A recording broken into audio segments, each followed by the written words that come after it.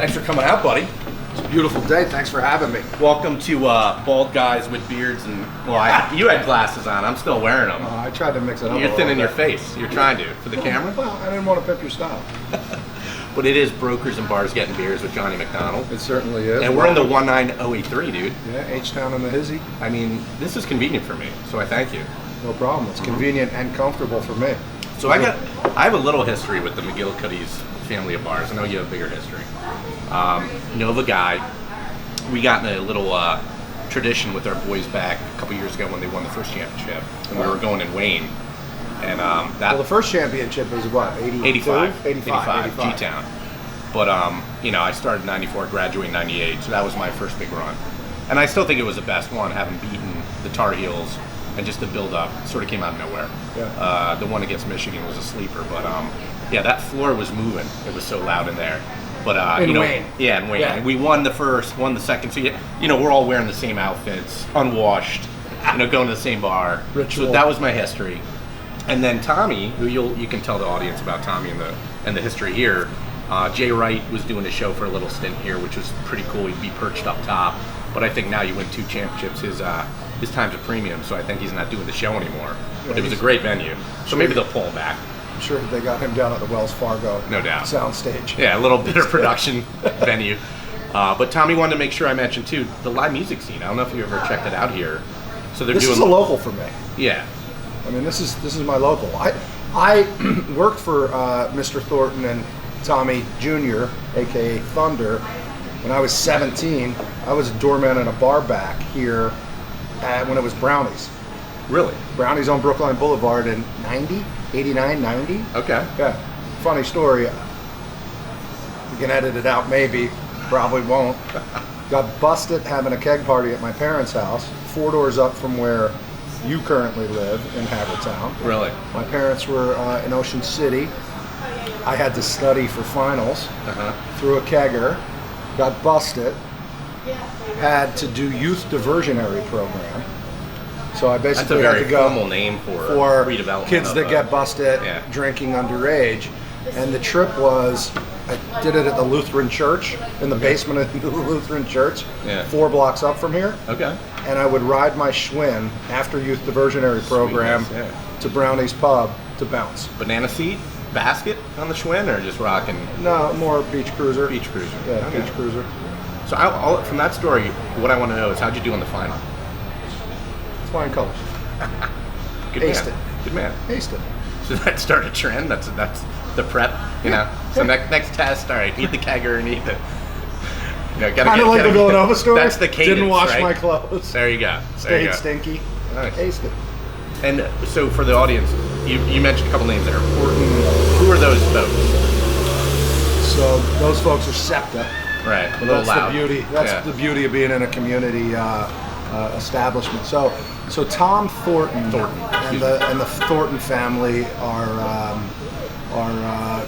Haverford Township seminal human beings. Got it. And thankfully, dear friends of my family. Okay. One of my dad's best buddies. That's cool. So the short story about J.D. McGillicuddy's, if you ask my dad, although he's deceased since 2001, but Tom Thornton would back this up, is he always said, Tom, next time you open a bar, I need you to name it after me, or I want you to name it after me. Kind of, because that's the kind of guy my dad was.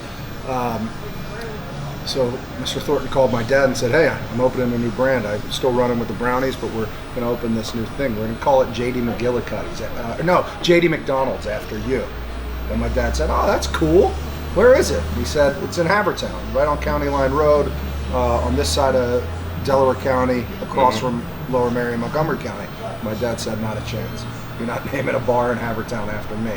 At the time, my dad was the Ninth Ward Commissioner in Haverford Township, and ultimately for 27 years was the Township Commissioner. Okay.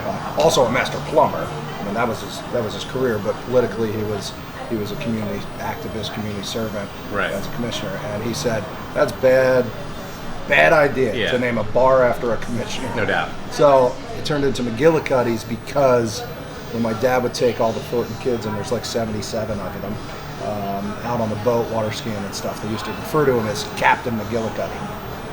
So Look at that. J.D. McGillicuddy's is what the name became, and Jay is Jack. John Dennis John McDonald, and I'm J.D. John Dennis McDonald Jr. When I was born, everybody started calling him Jack for whatever reason, and started calling me Johnny. And John got lost. Okay. Yeah. I like Johnny. Yeah, it works. It's my name. It's what my mother calls me. So, from a personal accomplishment perspective, 40 under 40, you were. Yeah. So are you Many years ago. nominated for under 47 now?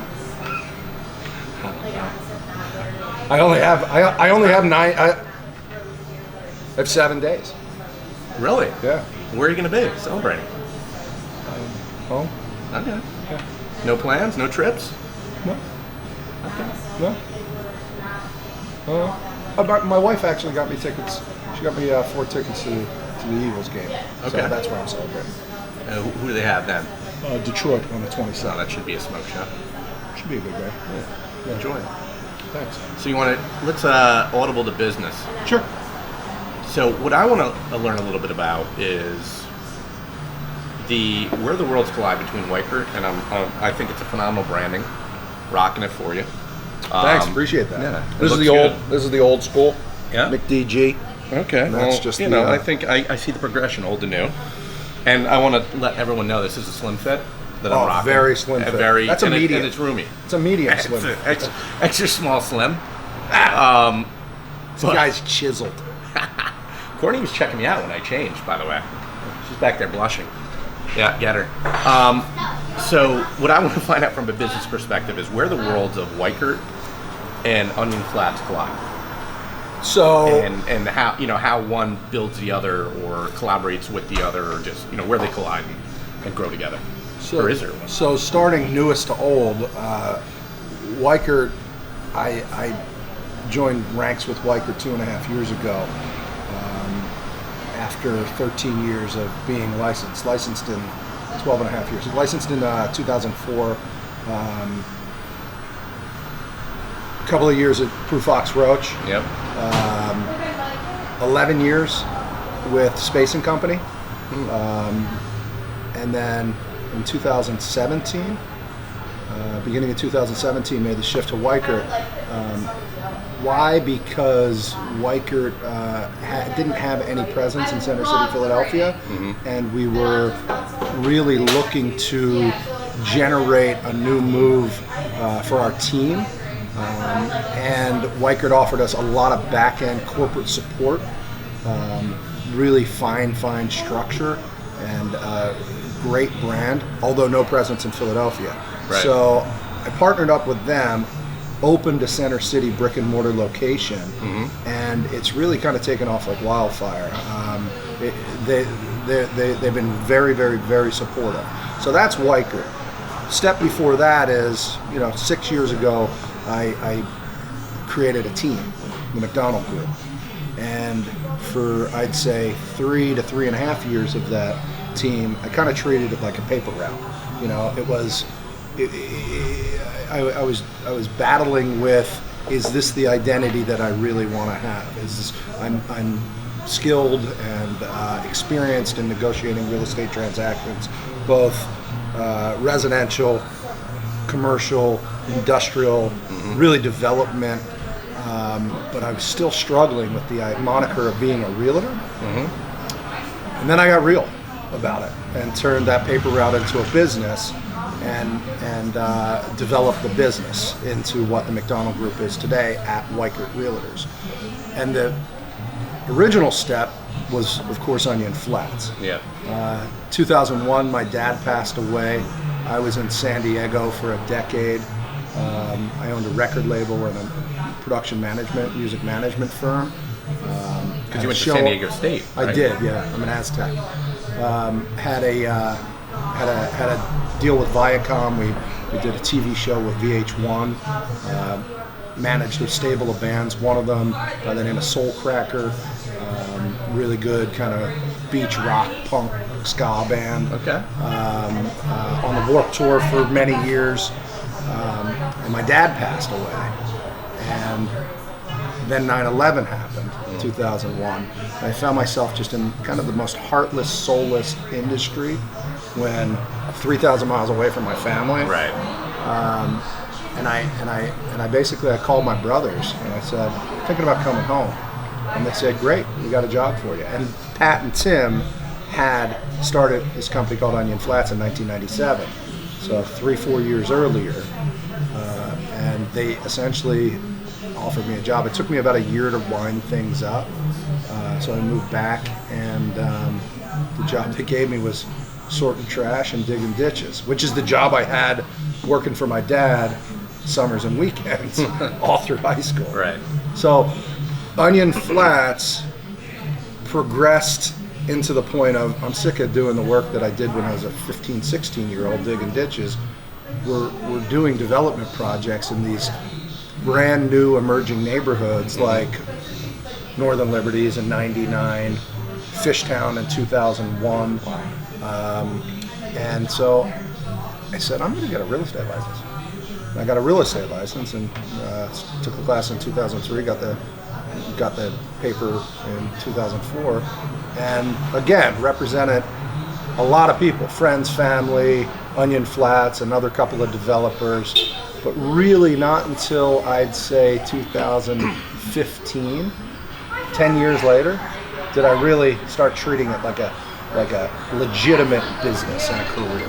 Wow. Because I was always had my foot in doing the developmental stuff and doing the design build stuff. So I've been around a long time. That's amazing, yeah. But I since 2015, I've built the most amazing group of individuals I could ever want to work with. So that phone call, West Coast to East Coast, is really what started the whole passion project of real estate. I did not know that. So like the Prudential, the Space, the Weicker, that was all after the Onion Flat, but the call from San Diego to Philly. Yeah. And my brother's saying, come on out. Come on out. We got work for you. And it wasn't about we got work for you. It was about we want you. Yeah. Like we miss you, you miss us. Right. My dad was 62 years old. Real young. Right? So it kind of rocked all of our worlds, and it's been 19 years, 18 years, and there's this whole other offshoot tie back to the Thorntons. Literally, he passed in March of 2001. We set up a foundation in his name because again he was a pretty seminal figure in Delaware County and Haverford Township specifically, not for any other reason than he was just like a father and a coach and a good neighbor, right. Kind of just a hardworking guy that would help you out. He had a famous line, "I'll give you the shirt off my back," no pun intended. Yeah. Give you the shirt off my back, but don't try to take it from me. And that's kind of how he raised us. And so he had a lot of friends and helped a lot of people along the way. And as a result, literally within a day or two of his passing, we were in California, in Berkeley, where he ultimately had a stroke and died. And we set up a foundation, like on the back of a napkin. My brother Tim said, you know what, we need to memorialize him. And within a few phone calls and a couple of weeks, we had a 501c3 set up. And Mr. Thornton, Tom Thornton, the owner of Brownies, the owner of McGillicuddy's, he was the first president of the John D. McDonald Memorial Foundation, established in 2001. And we had our first event June 2001, a golf outing, 3 months after my dad died, and raised, I don't remember that year, $25,000. Mm-hmm. And last June we had our 19th. So coming up in June, it'll be our 20th anniversary. And then at a point, probably 5 years ago, Mr. Thornton said, "You're it, Johnny. Now I'm the president of the foundation." And I didn't have a choice.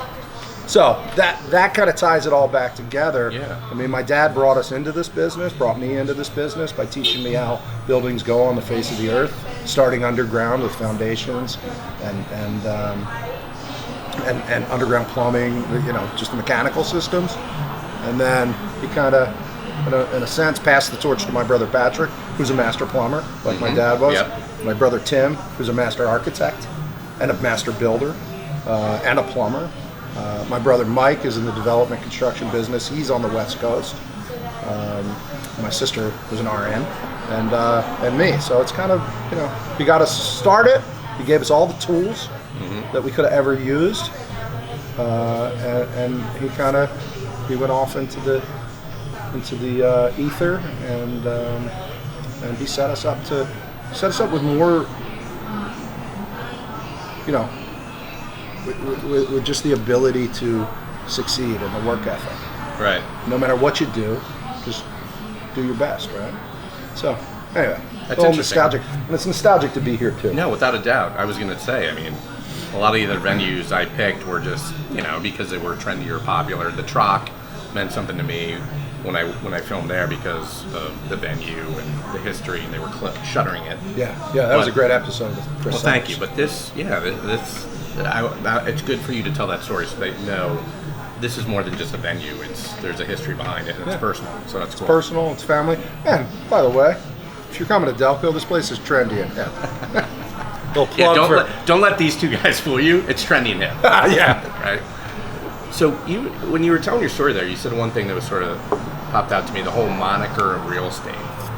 And I've heard that a few times. But I look at it as it's extremely entrepreneurial, and it's all about the brand you build personally, and it's selling your own book of business and your branding. But you do hear that moniker. Like, explain that. What do you mean by that? The moniker of real estate and what came with it. I don't know what you meant. I mean, for me, it was. I think it was two things. It was an insecurity in myself, and I think it was an ego, my ego. So you don't usually have those two things combined. Well, I don't know. Do they go together? Insecurity and ego usually. I mean, doesn't everyone have an ego without and a an doubt. insecurity? The ego on the front, insecurity in the back. I'll tell you, I did, and not until I kind of identified it and recognized it internally was I able to kind of begin to manage it. So I definitely had those two things. The ego said, if you die with your epitaph saying realtor, you're a loser. Right? That was the ego thing. The insecurity thing was people entrust me with a big responsibility relative to their families, number one, their finances, number two, their futures, right? And God, I can't let someone down with this, right? So those two things were a little bit of a handicap, right? Because it's like one side of me saying you're a loser if you do this, the other side of me saying if you don't do this awesome, you're gonna jam people up, right? And those two things battling. And I think it was a lot about the fact that I was also never 100% bought in, because I always had this development thing going on. And as design builders in Onion Flats, we're by no means are we loosey-goosey, but we have less structure at one level, although at the other level, we're completely structured, like vertically, and 1,000% accountable. We've never pointed to the architect and said, you messed this up, or pointed to the contractor, or pointed to the broker and blame, because we're those people, right? But as a result, we kind of loosey-goosey in the sense of we managed it all in our own little sandbox, and that's always been very sexy and cool to me. So this real estate thing was, I had to be accountable to people other than my family, right? Which I committed, but I never really committed until I said, you know what? I had a couple of very specific transactions where I was like, damn, other people couldn't have gotten that done. Like, I actually am as good as anybody else I know, and there are, I'm not being a jerk about this. Like, I'm by no means the smartest guy in the business, but like, I have a level of understanding and sophistication because of my varied background and experience that I was able to put together complicated deals from an entitlement or a zoning or a design or a negotiation. And having the other side understanding our perspective and figuring out a way to make it beneficial for all parties so that we can all get what we're looking for, right? And there were a couple of scenarios where I was like, damn, that was really legit. I'm kind of good at this.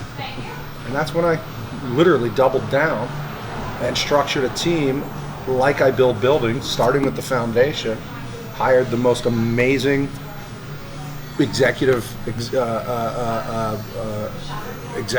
management executive that I know in the real estate business, a woman by the name of Jennifer Hamill. I worked with her for 9 years, and scared to death because she's like, right? She's like big time. And I said to my wife, thank you, Tiffany. Is that height or is that her? No, like her level of executiveness. Okay. I didn't know what we were doing. And yeah, her level of, I mean, she's tall. She's yeah. I said to my wife, I really like, she was working through this with me because my wife's like that too, right? She's smart, super smart, successful business person. And I said, babe, like, I really, like, I think Jennifer is like the critical piece to this next move, to this progression of the business. But I'm just concerned. I don't know if I can afford her, is what I said. And Tiffany looked at me and she goes, babe, you can't not afford her. Because she saw where my business was going, right. and I was managing it all. And she's like, you got to bring it back in. So we refer to it as yeah, Johnny's the head of the business, but Jennifer's the neck, and the neck puts the head in any position it wants it to go. So, you know, I hired my boss. I like that. You know, because Jen is way better at so many things than anybody else that I know, especially myself. And then that lets me kind of do the things that I'm very, very good at, you know. And so that's a long way around bringing it back to, you know, building the current team, and I couldn't be happier about it. All right, we're rolling. So we talked about Onion Flats. Talk about is it passive home? Yeah, passive house. Passive house. Like Passive the house. surge behind this and what it is to the layperson. The surge behind it is my brother Tim McDonald and a few other very select, passionate design professionals in the world. Okay. Even fewer in the country, and maybe a handful in the state and in the city, All right. including a dear friend and client, Laura Blau, and Paul Thompson, partners and in life and business. Sounds like and SEAL clients Team of mine. 6 of real estate. Yeah, so what it is, Passive House is, so Onion, there are all these levels of sustainability and green building, right? Right. And there's this thing called LEED certification, Leadership in Environmental and Energy Design, the acronym LEED. Correct. And it got popularized in the commercial aspect in the 90s, early 2000s, and then they transfer the commercial application to the residential market with a program called LEED for Homes. Essentially, it's like how green is your house or how green is your building, and it incorporates everything from low and no VOC caulks and paints to where did you source your materials from? That did you granular. source it? Yeah, did you source it and tracked? Did you source it from South America or Asia, or did you source it from Lancaster County? Right? Yeah. Like, so there are these regions that you get, and it's a point-based system. And one of the points is your energy efficiency, your building envelope, your insulation factor, the Energy Star rated appliances. How much energy does said building use? But of the dozen or so categories in LEED certification, energy efficiency was one, right? And it wasn't necessarily the biggest one. Okay. Now, we were building buildings that were very well constructed, well insulated, solar PV systems on it before LEED for Homes happened. Really? Okay. So when we heard about this program, I think it was like 2004, 2005, we were building these two houses in Fishtown. We called them the Twins because they were back to back. Actually, the first piece of property I ever personally bought a piece at sheriff's sale, 18 by 110 foot lot, went through a subdivision. This is Fishtown in 2002, 2003. Before I subdivided it, I tried to fix the the falling down Trinity, literally with no foundation under the back half of it, turn it into my house with a big fat yard in the back. It was going to be my Johnny compound. Yeah. But quickly threw good money after bad, and the thing was falling down. So I said, forget it, subdivided it, and built 2 mirror image homes. And we engaged in the Lead for Homes program, first ones in the city to do it, and it's like certified silver, gold, platinum. I think that's it. Yeah, silver, gold, platinum. And in our first shot, kind of flying by the seat of our pants, we hit gold with these 2 buildings. And then the next project we did 9 units in Northern Liberties. A couple years later, boom, and we were the first LEED certified in the city of Philadelphia. There was one outside by some really good developers in Bucks or Montgomery County. The next project we did 9 units in Northern Liberties, got a little bit more skilled at it, boom, hit platinum.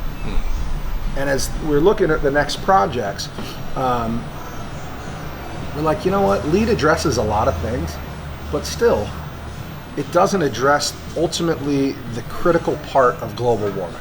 And it's how much energy do buildings use? So my brother Tim dug deep, found this passive Haus, German technology, and the Germans, are there any better engineers? I don't know. But the Germans stole it from some hippies in Colorado back in the 70s, because hippies in Colorado were like burning wood and trying to keep warm, right?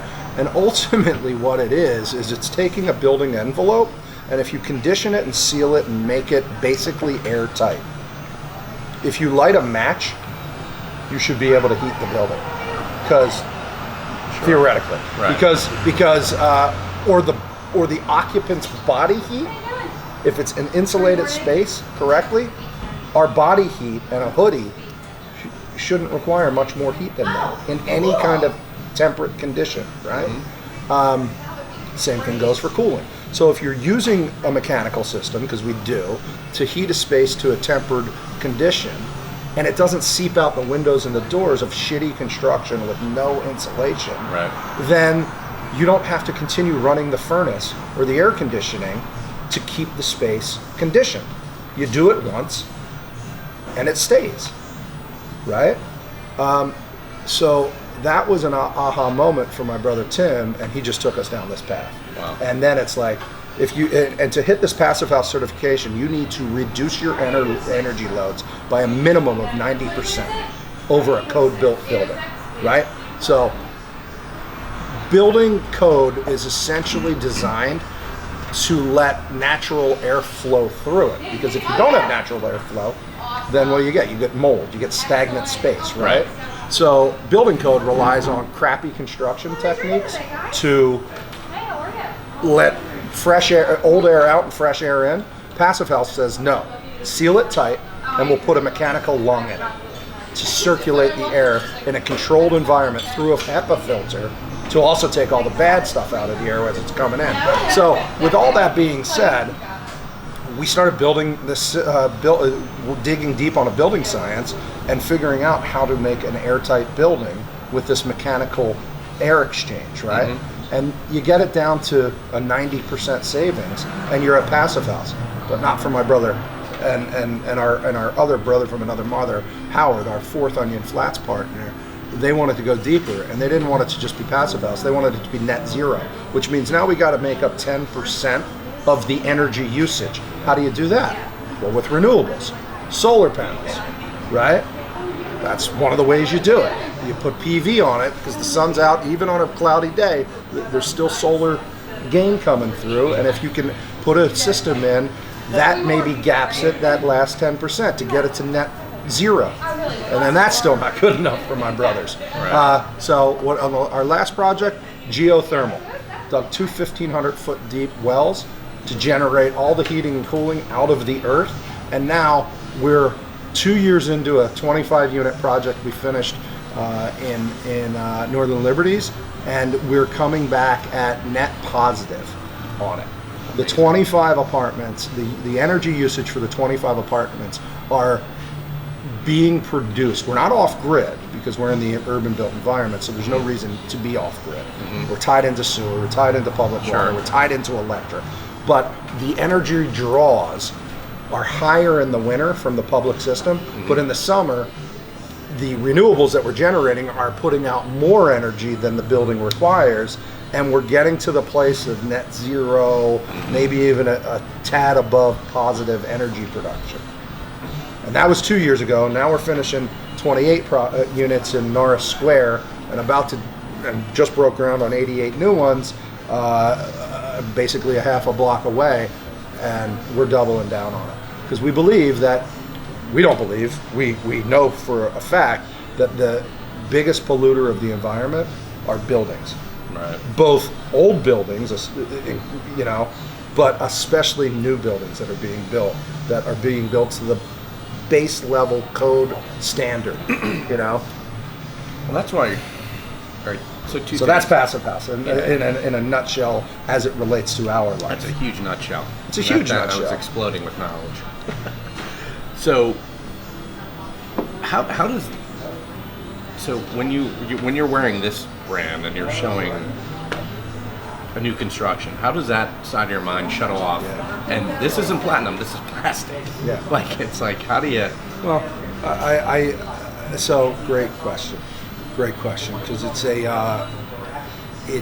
a bit of an internal conflict, but the truth of the matter is, the platinum, the onion flat stuff, we're a teeny tiny builder, so it's not like we have a ton of product on the market. So I represent a lot of developers, Right.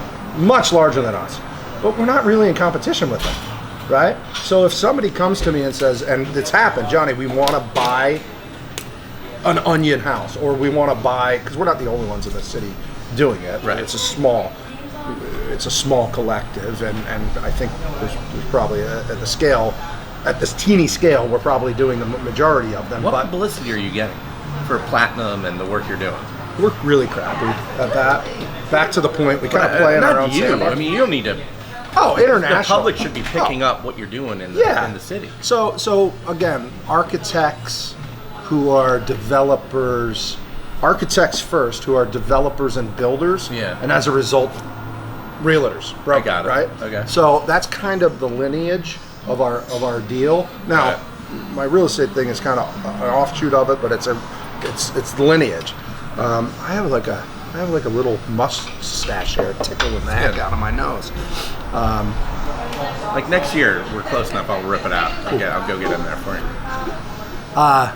So I've had clients out of the blue call and say, hey, we want to buy an onion house. Hey, we're moving to Philly and we know that you're the sustainability guy. Find us a house. Cool. I'll dig in and do it. Well, that's pretty impressive. Then your brand, it's carrying out. Yeah, but kind of passively. Right? It's not like I'm marketing myself as the green realtor, although I have an eco broker certification, and that means I've done a lot of training. Passive, that's the branding. Passive. That was passive marketing. Passive everything, right? Kinda. This is why we love H-Town. Hey, Marge. You can. Of course. I said. Hey. Hi, ladies. Hi. Welcome to McGillicuddy. Oh, in the middle of the day. I love it. Day drinking. Oh, don't We're let them know working. that. It's nighttime. We're working. Yeah, Oh, yeah. all right. As long as you're working. Yeah, there's a dark backdrop out there. We didn't start with a coffee. So I'll get those calls, and we did start with coffee. No, we did. So I'll get those calls, and I'll show them, and I'll find them a place. There's another great developer, Longacre Property Management, and LPMG is who they are in the Newbold section. Kind of that company has really taken on that pocket of Newbold, West Passyunk, Point Breeze, kind of like Onion has taken on the northern end of Liberty's Fishtown, Kensington, right? And he called me, John Longacre, the principal of that company, and he's like, hey, I'm building these LEED certified houses. I'm not sure if you're competition or not, but I want to meet you for a beer and talk about it. Yeah. And we ended up vibing, and we're not competition. I call it co-opetition is what I call it. We're here to build a little bigger pie, and if we have a bigger pie of the sustainability and the real estate in our teeny little market, then we can all afford a smaller slice, right? Right. And the point is, we're doing good out there, and if we all keep doing good, then financially we'll end up doing well. Yeah. You know, so do good, then do well. That's one of our mantras. But oftentimes people call me just because I have a background in construction. So they know that I know how buildings are built on the face of the earth. And it's like plastic versus plastic, not platinum. Plastic versus plastic. Which one's better? So I am really valuable in guiding clients there, right? So how do I shut it off is your question. I don't really shut it off because I'm a servant at the end of the day to the client, and my job is to lead them to their closest dream. Like, certainly fulfill their goals and beyond. And if you want a sexier master bath and don't care about a high performance building envelope, then I mean, we're different human beings. You get to get what you want, you know? And I'm here to find it for you. No doubt. So it's not about it's never shut off. And given the opportunity, I'll always educate them if they're interested. And oftentimes the opportunity presents itself because of kind of the fabric that I'm stitched from. What was that word? I like that. The collaboration. Bye, ladies. Bye, Marge. The collaboration with competition. What was that word? Co-opetition. I'm gonna use that. It comes from 1998, 99, San Diego. I worked in the internet music business when this thing MP3s happened. Oh, yeah. Like Napster, before Napster really hit. Right. And I worked for a company called SpinRecords.com, which is where I met my mentor in the music business, Kevin Lyman, the founder and owner of the Vans Warped Tour. Does that still come to Philly? Came to Atlantic City in July, beginning of August, Okay. end of the tour. It was the last dates ever. Really? Yeah, they did 3 shows, Atlantic City, Chicago, I want to say Is LA. that was the one that used to set up at Wells Fargo or whatever, back even when it was first Union Wells Fargo, in the parking lot. Yeah, but then moved across to Camden for years. Okay. All right. But Kevin Lyman, the founder and owner of that company, hired me I was working for a company called SpinRecords.com. It was like myself, 3 other business people, and like 60 musicians. So the owners, it was in the dot-com zone. Yeah. And the owners were just had fistfuls of money, and they liked bands, and they go, we're going to make a record for you, and we're going to give you a day job. And you don't even have to come to work. We're paying guys, 20 grand a year, whatever, but to build their brand. And Kevin Lyman was one of the, they brought him in to get literal street cred. And we're sitting around a big boardroom table, and he's introducing himself and getting to know these 25 people that are in the management department, whatever. Mm-hmm. It's like, okay, so what's your background? Oh man, I'm a drummer in this band. You? Oh, I'm the lead singer of that band. You? Oh, I'm the bass player and keyboard player. And he says, you? I said, I play the telephone. And he goes, what instrument do you play? I said, none. He goes, do you sing? I said, He goes, come with me. And he took me under his wing, and then we were going out to meet with a company called MP3.com, another San Diego-based internet streaming digital music company. Right. A couple of other companies, and we all had this kind of summit. Never forget it. It was awesome. And the dude smarter than me came up with that term, co-opetition. They're like, we are just, because at the time it was these little independent startup internet digital things, and Sony Records and Capitol Records and Geffen Records, right? Mm-hmm. Right? And it was like we were like, guys, we gotta build this industry, work cooperatively. Yeah, we're in competition, but if we work cooperatively, we are greater as a sum of our parts to battle the real industry. Right. And that's where co-opetition came from. And I have applied it since 20, how many years? 30, 20, 20 years to my business. It's one of the reasons, I think, and I've seen a lot of your episodes, Dan Janetto, Chris Summers, I feel as though I'm the king of the co-op. I will always work with another broker because it's the right way to do it. I mean, I have no problem representing both sides because I could do that ethically and with the highest level of integrity, but I prefer to work with another awesome broker because it builds my network, it builds their network. 100%. Yeah, I mean, so, and we're all in the same competitive market, but when we work cooperatively. I operate the exact same way. Yeah. So how does the kid from the Haverford School, so did I see that right? Were you like Doogie Howser, 3 years diploma?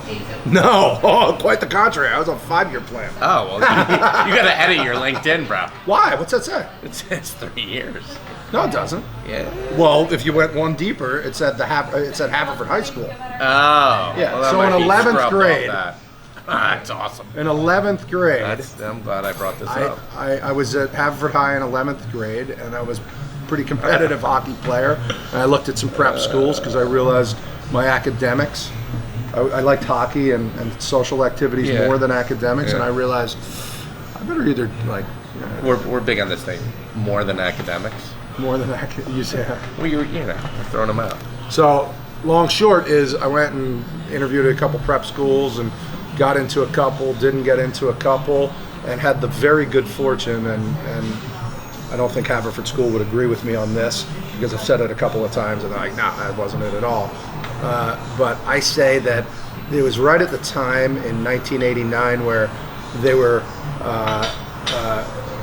looking to build their athletic program. Yeah. And they were okay if the academics were not stellar. Okay. So I played football, hockey, and lacrosse there, with hockey being my main sport, and they let me in.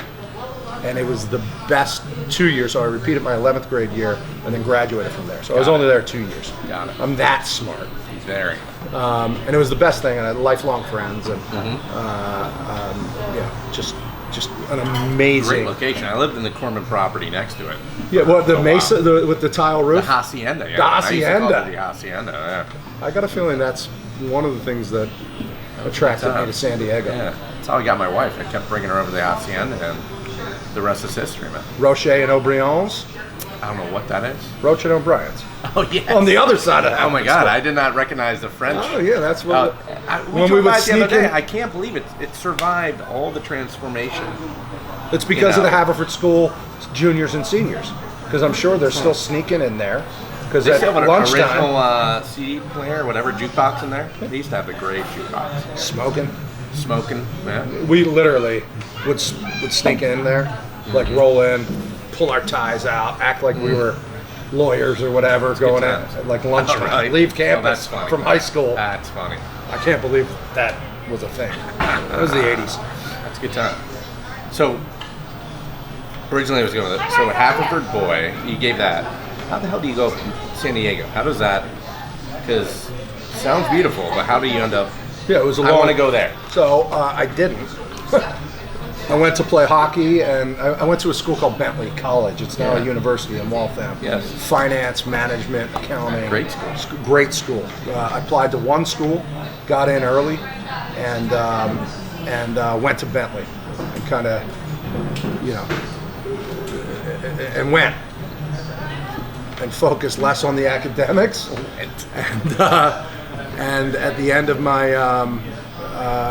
my freshman year, it was my parents were like lenient because I'm the youngest of 5, so I think they were just tired. They're just tired. They're exhausted. So it was They'd like gotten broken in so badly. They're Yeah, like, whatever, yeah, like, whatever you want to do, Johnny. I didn't get a scholarship. I didn't go for free. My dad was a master plumber. He broke his back to send me there, and it was not inexpensive, right? And it wasn't Yale. Right. And they were lenient in the sense of A, they sent me, and B, they required a 3.0. Nothing less than a 3.0. Well, needless to say, I didn't get a 3.0 that year. And my dad, who was the hardest stones one, I'm figuring I'm on his plumbing truck. He's like, send him back for another year. We'll get it together. And my mother said, absolutely not. Jack, you work way too hard for this kid. He's coming home. He's living at home. He's going to Delco. And he's going to get his shit together. Maybe he'll go back. Maybe he'll go to Villanova. Maybe he won't go anywhere. Maybe he'll go to the plumbing truck. And my mom laid the hammer down. And that was my fate. It was it. And my brother, Mike, who's still in California, had Penn State guy, went to Taipei for a 3-year role to teach English. Got a job, started modeling because he's 6'1", blonde hair, blue eyes, in Taipei I see that. in the 80s. I can see the right? genes. Yeah. Not in this one. He had moved back from Asia to San Diego and basically called my mom and said, "Mom, that's bad news. It's going to be like alcohol and firearms if you're all living at that house." And he's at Delco. Send him to me. I'll whip him into shape. And for some reason, my parents said, "That's a good idea. Let's send him to the beach." Yeah, let's send him to the West Coast. So I went. I went for the summer. Yeah. In the summer of '92, with my surfboards, my golf clubs, my hockey gear, everything I owned. Everything I owned. By the time my parents came out, 2.9 average. Yeah, thanks for that. By the time my parents came out, I was enrolled in the Delco of San Diego, Grossmont Community College. I was had 18 credits booked, and it was $49 a semester plus a $12 parking pass per semester. And I said, "Mom, Dad, I'm enrolled. I'm paying for it myself." And my mom didn't believe me. She literally made me take her to school on the first day. They extended their trip. I was like, "Here's all the stuff." She came to class with me my first day. Well, that's not awkward at all. It was actually kind of cool. I was cool with it. My mom's cool. My parents are cool. So that's where it started. And I had the best job of my life that summer. I rented boogie boards, chairs, and umbrellas on the beach under the Crystal Pier, which is this huge pier that goes out with like a dozen beach bungalows up on the pier in Pacific Beach, San Diego. I made $10 an hour, 10 a.m. to 6 p.m. I'd take my $80 out of the till in cash. Right to the tiki bar. Had my brother's fake ID, went right to the tiki bar because it was like dollar drafts and free appetizers. That would be my dinner. My girlfriend worked at the cool little breakfast joint at the top of the Crystal, like right above the beach. So she'd give me a coffee and a free hungover omelet next morning. Yeah, no. Those are good days. No better than today, though. Right. But that was definitely the best job. So that's how I ended up in San Diego. My brother saved me. Yeah. All right. Onion flats? Oh, are you? No. And we're rolling. So, Johnny McDonald, you seem like a cool cucumber, but I'm sure there's some things that keep you up at night, right? Like anybody. Planning for the future, or the future plans you, and you just got a freaking audible. So, like, what's the next step? What's keeping you up? What's the next step? What's your vision, mission? What's it look like coming out the next 1 or 2? Awesome question, but I think he thought so too. I agree. I think, for what I'm looking at, the future, because, you start with the end in mind. It's that Stephen Covey book. But I would say, for me, like, I go back to that Violent Femmes lyric, third verse, same as the first. Okay. So I started in this business with vigor. Second verse was a little trepidation, that ego, that insecurity. But now I'm like grooved in. I'm in the pocket, as we would say, and I'm going to keep building on what it is that I have gotten to. Right. So more of future is day by day more and more serious about everything that I do. Because frankly, I have more at stake now. I have 2 kids. I have an amazing wife. We've built a great life together for ourselves. So I'm more committed and more dug in than ever. So the future doesn't look, for me, like a massive real estate portfolio, broker, any of that. I'm more about it being the best. Tight, keep it small, keep it right, So when it comes to the real estate team, it's about having the right culture. I'm a family dude. It's about having my team feel and be like family, and that's what it is. Yeah. You know, I have 9 of the most amazing people, other than my family, and they are my family, but other than my immediate blood family, these people, I wouldn't choose to spend time with anybody else than them. And Yeah. They're all individually awesome and collectively even greater. That's very cool. Yeah, it is really cool. So it's more. So that's what I'm interested in. So like then look at like what the goals are from the economic financial goals. I just made this thing up 4 years ago when I started getting serious about it. My family's Canadian originally. My parents are. Take off. Oh yeah. Oh, don't you know, eh? Ozer. So I was gonna. We're drinking locals, and this is as local as we could get. But I was thinking about just rolling with Molson's today. I'm cool with that. Yeah. Yeah. And over Or there, some it's Labatt's. stronger even. Yeah. Labatt, yeah. Sanko, Yeah, Sanko. So anyway, from the economics thing, I just try to distill stuff down quickly, and I like the decimal system, so I'm about tens. So I said to myself, what would make me fulfilled as a team leader, real estate guy, with other things in life, coaching my kids' sports and Cub Scout, Pack Pine Derby leader guy, and my daughter and whatever, like my other activities, right? That are what make me whole. And I said, best case scenario, like what I'm looking for is to build a $100 million team. How am I going to do that? 10 realtors closing $10 million a year. So Simple math. Is that simple? Yeah. Right? Yeah. And is it challenging yet attainable? It is. Sure. And that's the team that we've built. And we have 9 of us, and we're on that target. And so it's just about now kind of moving the goal line a little bit. Yeah. Now maybe we want to grow to a $125 million team, but like nothing crazy. At the end of the day, I would never forsake volume for culture and fun and value and professional development. Because at that scale, at the scale that we're at right now, the goal is everybody's making a great living for themselves, Right. and having an additional portion of their life. They're owning their business, not their business owning That's how you them. retain that talent. Yeah, exactly. And the same thing we're applying to, I apply to the Onion Flats development stuff, and the same thing I apply to pretty much everything. So that's the future. My wife is hip to this company. I want to get it right. I think it's called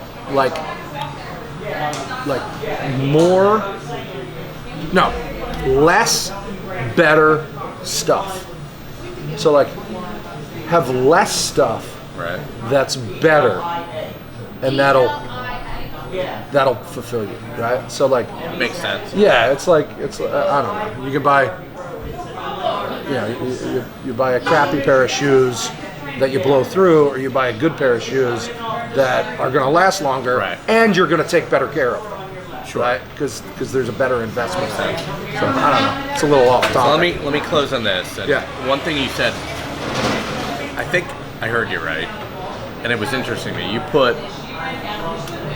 put vigor before trepidation, and a lot of people would, I think, have jumping into a new avenue or a new venture, new vertical, whatever, would have trepidation, before vigor.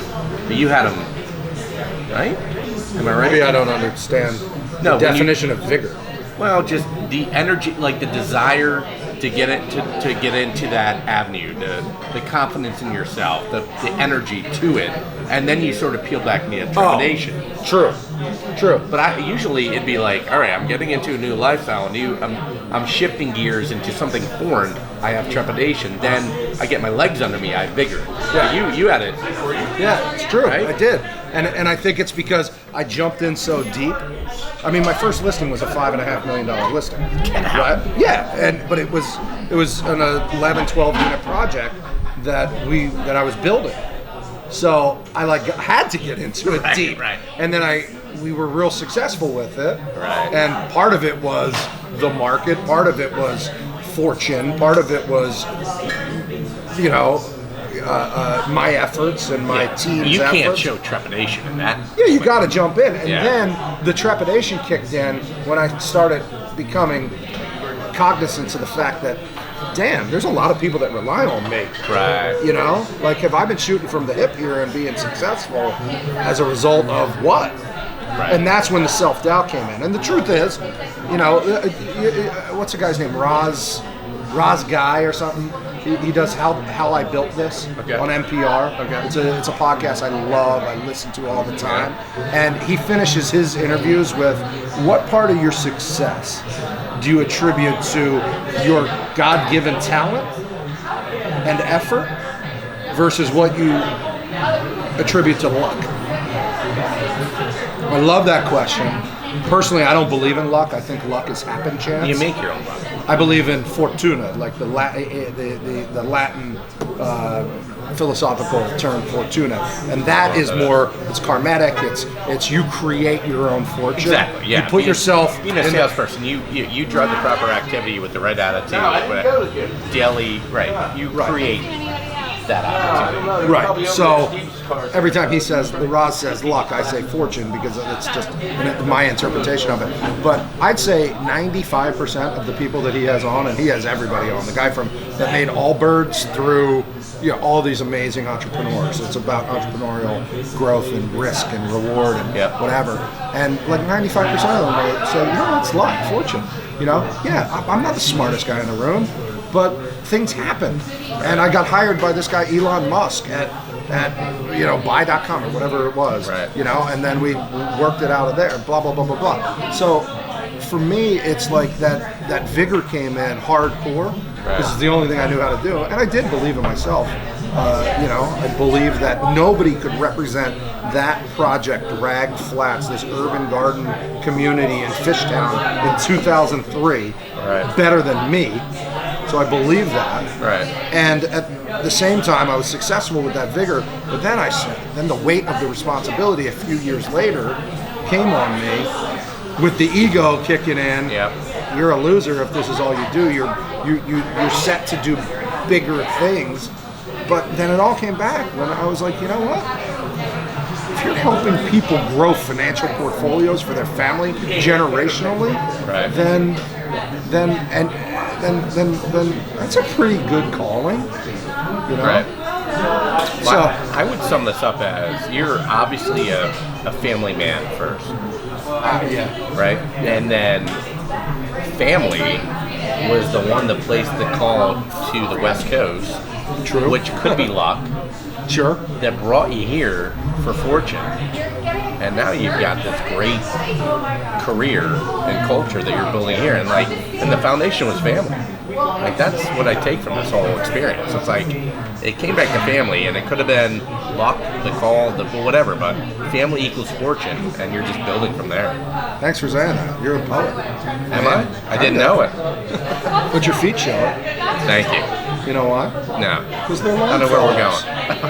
going. They're Longfellows. Wow, way to end it with a dad joke. All right? This is great. Oh, dad joke, dad vest. All right, cheers. Thanks for coming out, man. I'll see that every day in Havertown. What was it? Good?